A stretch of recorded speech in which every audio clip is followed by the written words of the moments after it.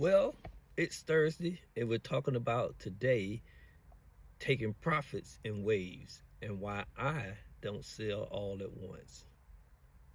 Hello, good people. I'm Chris. Thanks for tuning in. Let's get to it, right? All right, one of the biggest mistakes I think investors make is selling everything at once or selling nothing at all. I do neither. I take profit in waves. So, when you see your stocks, your positions run up insanely, bigly, crazy, what have you, it's not yours unless you sell it. It's not yours unless you take profit.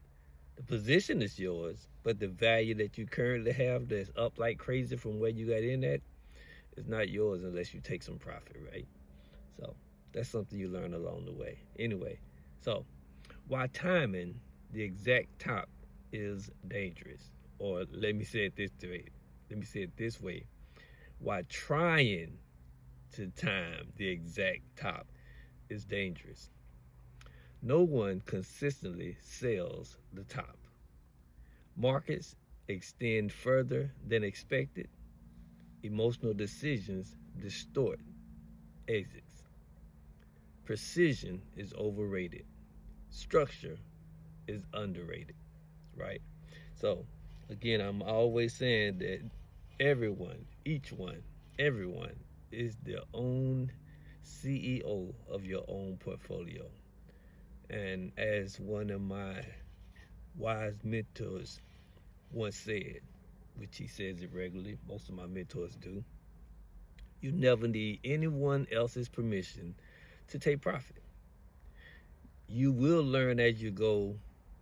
You get a better and better handle, a better and better feel as when to take profit from your position. Um, and the reason why that is so is all about your entry point. It's all about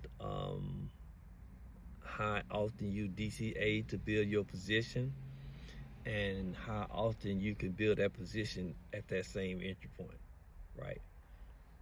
That's just something you learn along the way. But your entry point and when it start running is what will decide as to whether or not it's a good time for you to take profit.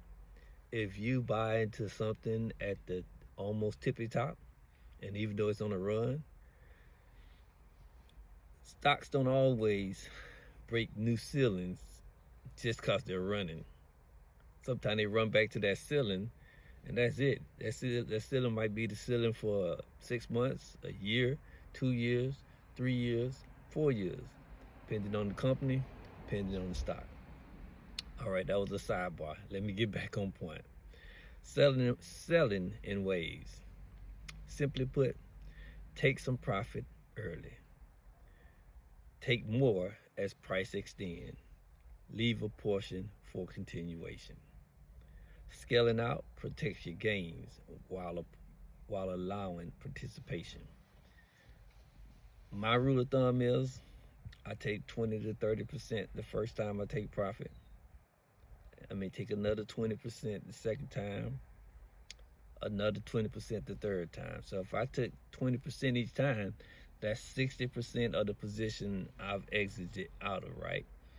There's still 40% in.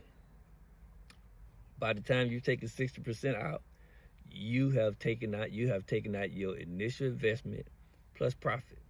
So the rest you can leave as house money, or if it continues to run, you can take another 20%, that's 80%, and still have 20%.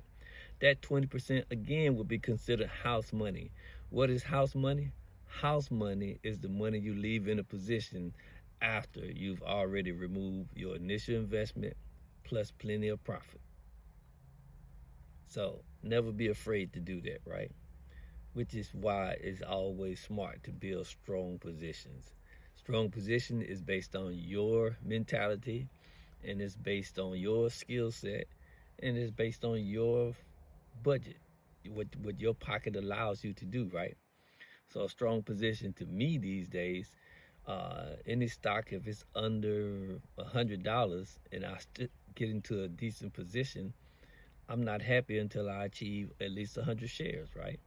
If it's under $50, I'm not happy till I exceed 100 shares, right? And anything that's under $20, then my goal be like 200, 300, what have you. Depends on what that window actually is. If it's, you know, I find that when I buy things under, okay, it's not often that I get into positions that are under $1.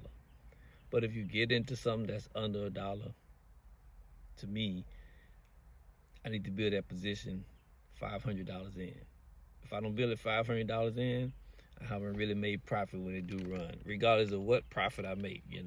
I've been in this game long enough. I like to maximize my profit. Now that's just what I do. You got to do what's best for you. Emotional benefits. Reduces regret, reduces panic selling, maintains discipline, right? Progress should be protected. So the emotional benefit of selling in ways reduces my regrets.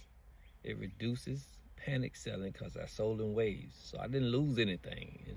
The first time I sell, I'm gonna be up a nice percentage or I wouldn't be taking profit, right? And that second time I'm selling, now that's just profit on top of profit, right? So the third time I sell, I'm just smooth selling, big old fat Kool-Aid smile on my face, right? And then if I take profit that fourth time, again, money on top of money on top of money. What do I do with all this money I take profit from? I always tell you, I put a percentage of my gains into my long-term hold. Put a percentage of my gains into my crypto, and I put a percentage of gains